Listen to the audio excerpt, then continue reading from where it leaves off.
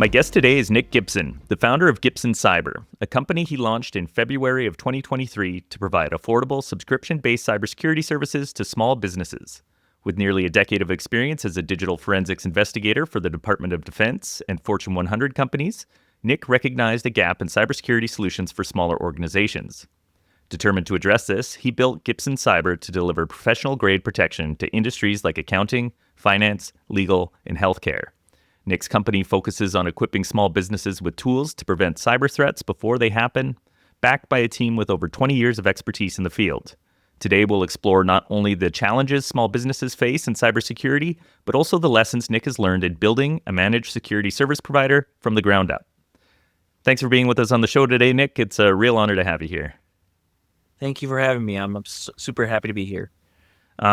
To get going, do you want to maybe tell us a little bit about your early career, what sparked your interest in cybersecurity and digital forensics? Sure, yeah. So after I got out of high school, I was in the Army for a little while, and I realized that that's not something I wanted to do as my full-time career. So I got out and was looking for something that I could still utilize that would allow me to help people. I like helping people, and I like being a technical expert in things. So IT was just a great start. And then I found cybersecurity, and it just really became my passion field. I really love it. I fell into it head first, and yeah, it's been great. Awesome. Were you a kid that grew up in front of a computer, or was it something that came to you later in life? I wasn't the kid that built computers. I definitely had them. I remember my dad having the big, thick Doom book back in the day to get everything going in that sort of way. But I really got into technology like after I got out of the Army and things like that, and really just dug into it. And I found I was always a big technology nerd, and now cybersecurity just allows me to nerd out every single day on the newest, latest stuff. Awesome. So through your career, you've worked with the Department of Defense and Fortune 100 companies. Is there anything that stands out from that time that's like super memorable or impactful?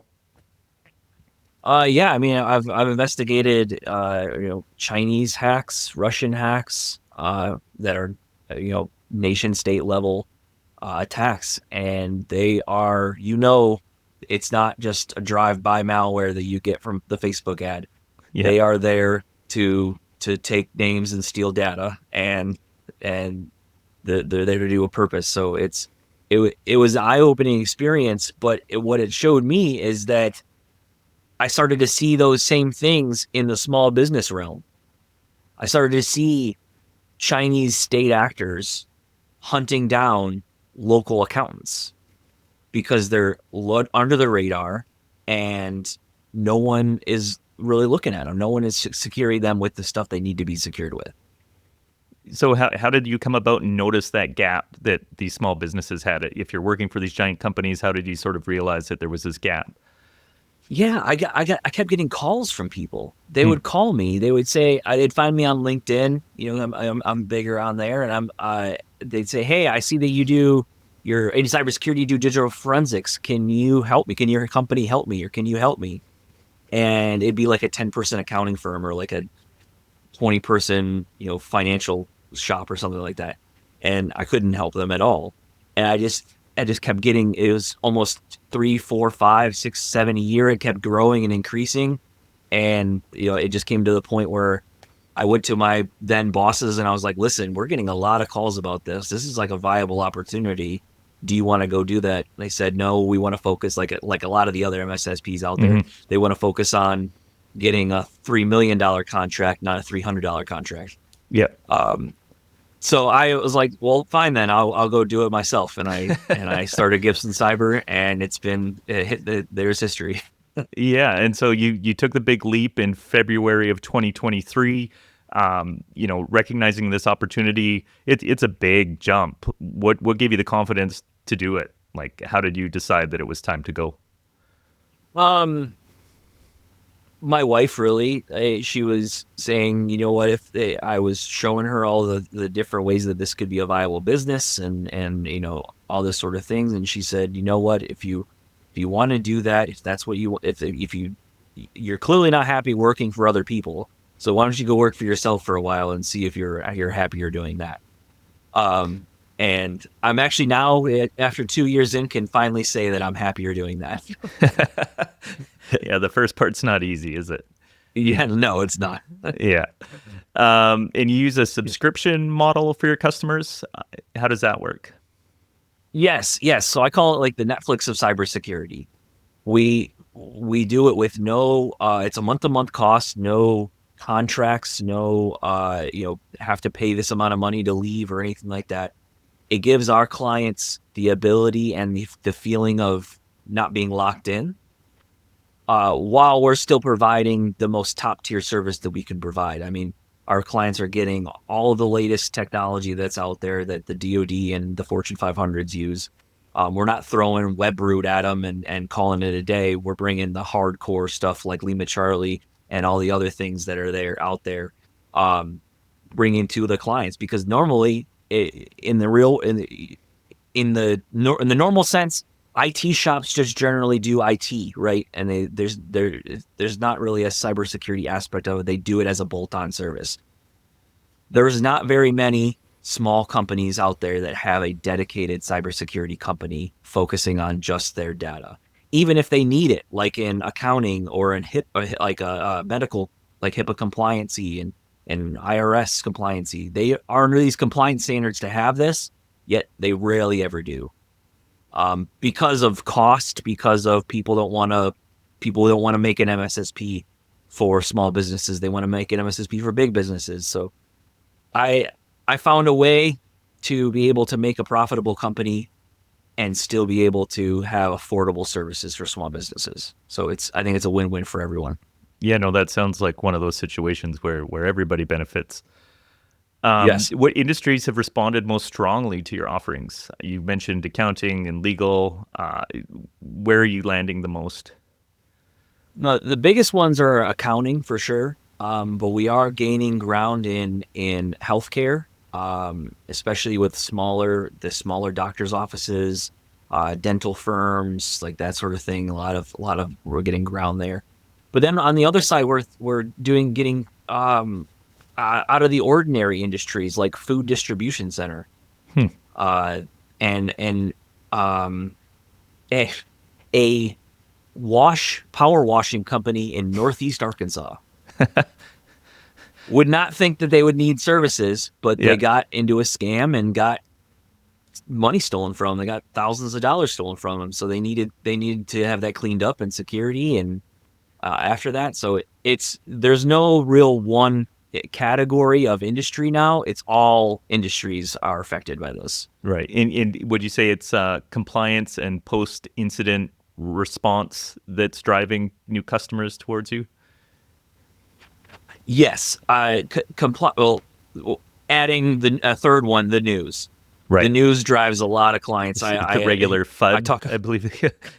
Yeah. I mean, I don't even have to really do the FUD. I'm just like, hey, did you hear about Krispy Kreme? Like, yeah, they got their e-commerce site hacked. Did you hear about I give the Target hack from 2013 a lot, because it was done by propelled by an HVAC company that had access. So I talk to my clients all the time. I'm like, you might not be the target. Your clients might be the target. If you're a small medical staffing firm that staffs people for major hospitals, you now are a target for people wanting to get at those hospitals. All right. I know that when people go into business for the first time, because they have a technical skill or some kind of specialty, they have to learn a bunch of new skills, because running a company involves a bunch of stuff they've never done before. I know it can be challenging to find new customers. Is there things that have been working well for you over the years? Like, for somebody else thinking about doing this kind of thing, what would be a good strategy to go find new customers? Start building your network. And start joining networking groups outside of LinkedIn and things like that, and outside of the cybersecurity community. If you want clients, your clients are not coming from the cybersecurity community. I learned that hard way, where I was like, oh great, I'm gonna go sponsor these cybersecurity conferences and it's going to be great. We're going to get business. That's great. You get recognition, but that's not where your business comes from. Your business comes from people that are not in cybersecurity. Mm-hmm. So start building a network outside of that. In whatever, it doesn't matter what industry, just start building a network. I'm a member of a bunch of different networking groups now, and I wish I would have known that 2 years prior to starting my business, because I would have started it back then. Mm-hmm. Interesting. Conversely, are there things that, I mean, you mentioned sponsoring cybersecurity focused conferences is a bit of a fail. Are there other things that, like, if you could go back and stop yourself from doing, what would they be?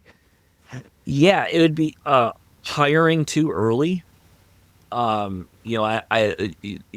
With our internet connected ways, you can easily get virtual assistant help. Mm-hmm. So I can get a cybersecurity analyst from the Philippines pretty easily. But if you don't have the funds, you might be able to afford them straight up. But if something goes wrong with the business and you don't have the double the means to cover that, then you're down on payroll and everything else like that. It's a slippery slope. So just because you have just enough money to hire someone doesn't mean that you can hire someone. Right. You have to have enough money plus more just in case something goes wrong, so that you're not hiring and firing people all the time. Yeah, and if I've learned anything, it is that things go wrong. Yes. As a founder, what's been your biggest surprise about running your own company? What's the thing that you didn't expect at all that actually was like a thing? I really got into IT because I didn't want to talk to people.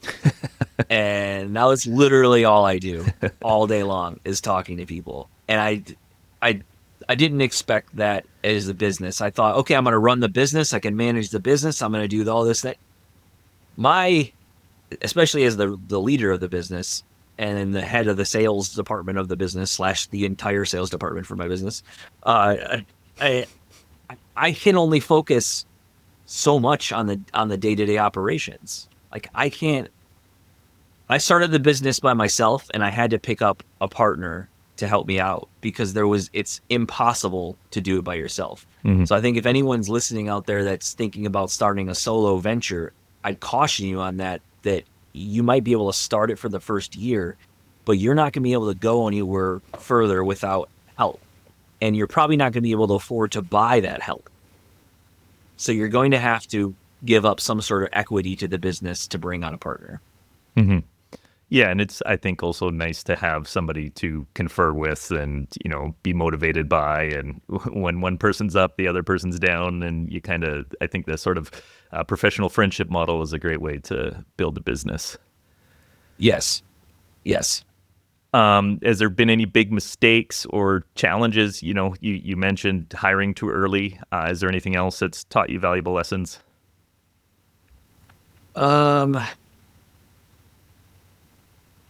Knowing what you want to sell or what your product is, specifically, get very, very narrowly focused on what you want to do. There was a time where IT is massive. I can do a lot of different cool things. So when people would ask me, "Oh, can you do this? Can you do that?" Yeah, sure. And I would add it as a service. But I would start to get what I call like service creep. It was so many services that I couldn't sell them all at the same time. I'd give them, it'd be like, it's like going to a restaurant and you get a 30-page menu. So how do you choose? Like, Mm-hmm. You need to be more narrowly focused. I was like, okay, I want to do digital forensics. I want to do law firms. I want to do all these sort of different things. And it wasn't feasible. So I said, maybe in time I'll grow out to other things, but you need to laser focus now, get good at one thing, and then move on to something else. Mm-hmm. How do you balance maintaining affordability for small businesses while ensuring you're providing high quality, cutting edge protection? I know a lot of the tools are quite expensive. How does that all come out in the wash? Yeah, it's a lot of time spent in front of spreadsheets, running the profit and loss margins and that sort of thing going. and research, and just not. And I don't mean research as in like go Google what the other competitors are doing, but doing your own in-market analysis research. Are the people that I'm going after willing to pay this amount of money for my service? I've learned before that a service to one person has a different value than to another person, even though it's the exact same service. And if you undervalue yourself or overvalue yourself, they're going to do the same thing. Do you know what I mean? Does that make sense? Like, yeah, like I used to be like, I want to make the cheapest prices out there. Well, that just makes my product look cheap in a way.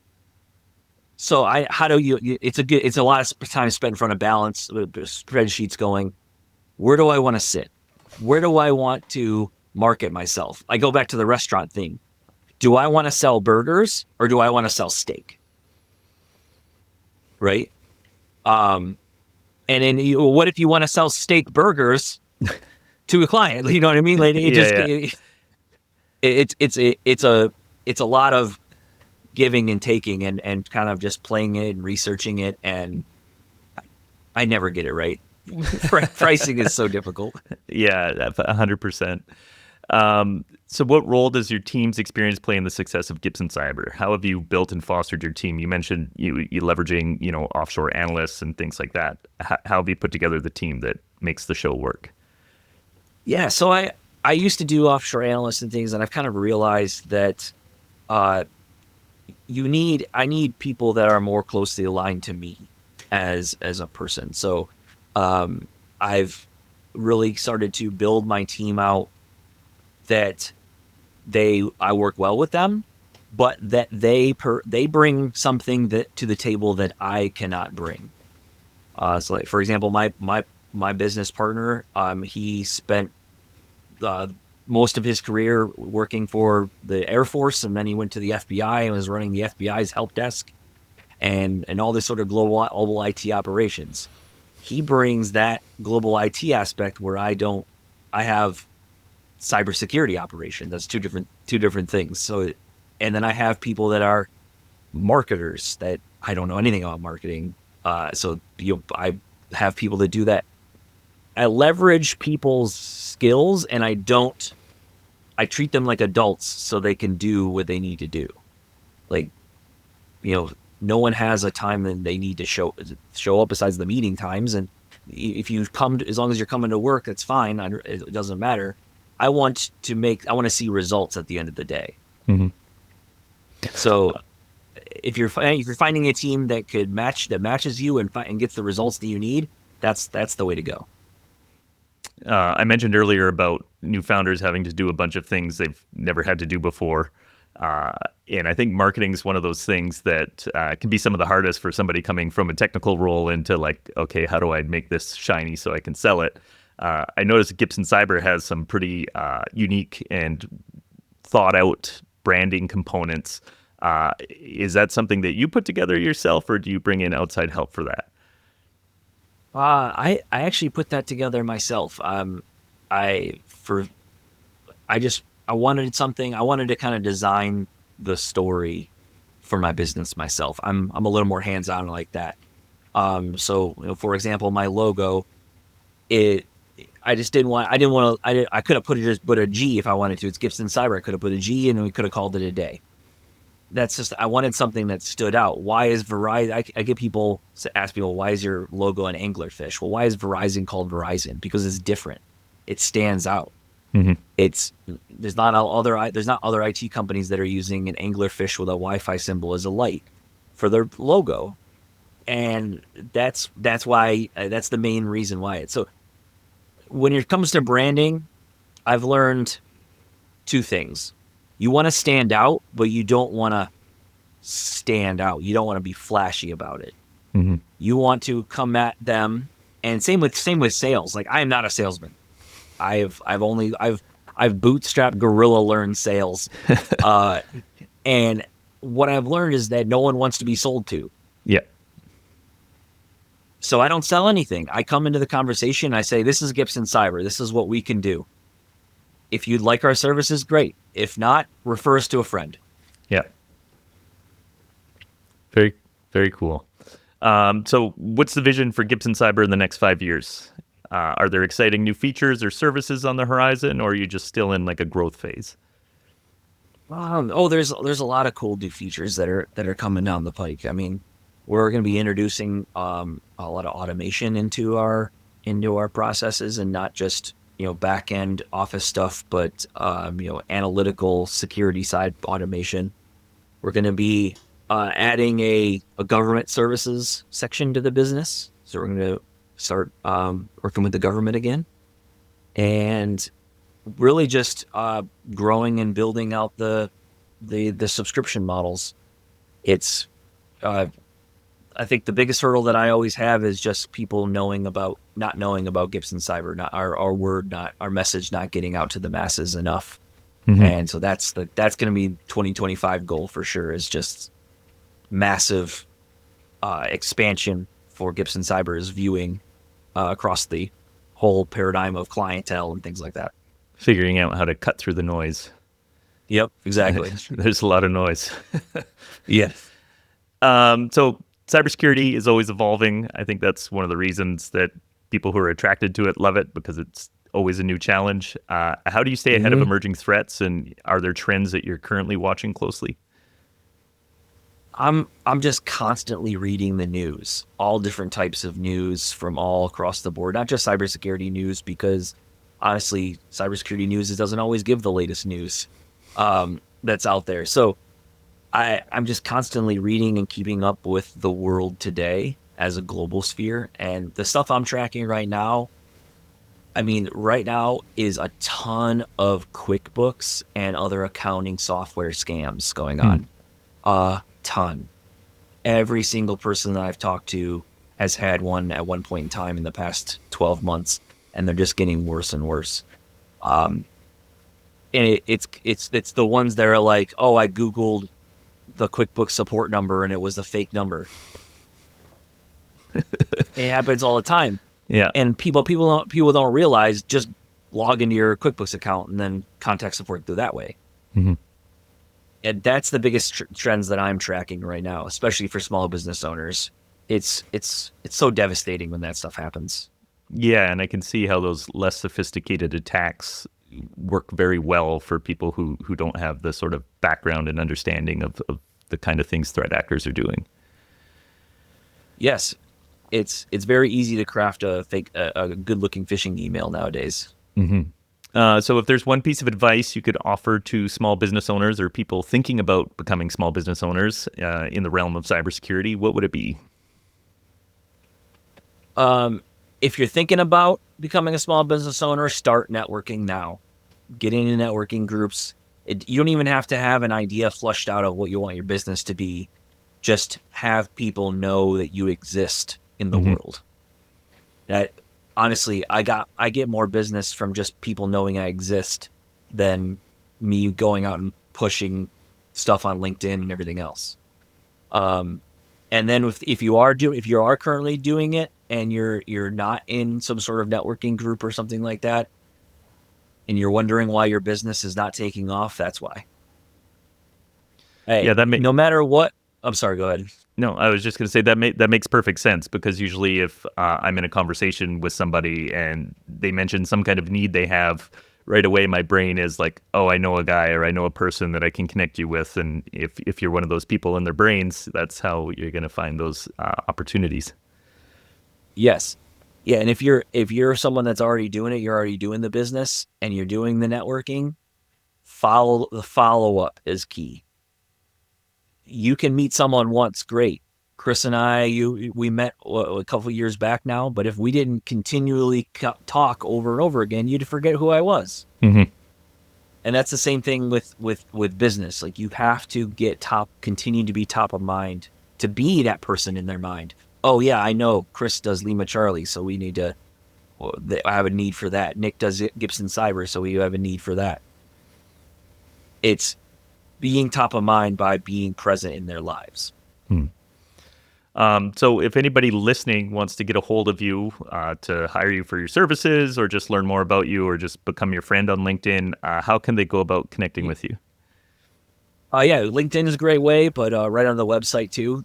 There's numbers and contact forms that you can get right on gipsoncyber.com. And that's GIPSON. Awesome. Okay, this is the last one I have for you. It's the one I ask of everybody that comes onto the show. It can be as wide or as narrow as you want. Do you have any predictions for the future of cybersecurity? Yes, it will involve heavily AI on both the good and bad side. So Awesome. no matter what side it's going to happen, it's AI is going to take over for sure. Awesome. The robots are coming for us. Yes. Well, Nick, thanks so much for being on the show. I think this was a really valuable chat. Anybody who's thinking about throwing their hat in the ring, lots of gold nuggets in this one. Yes. Thanks so much for having me. Okay, take care, sir.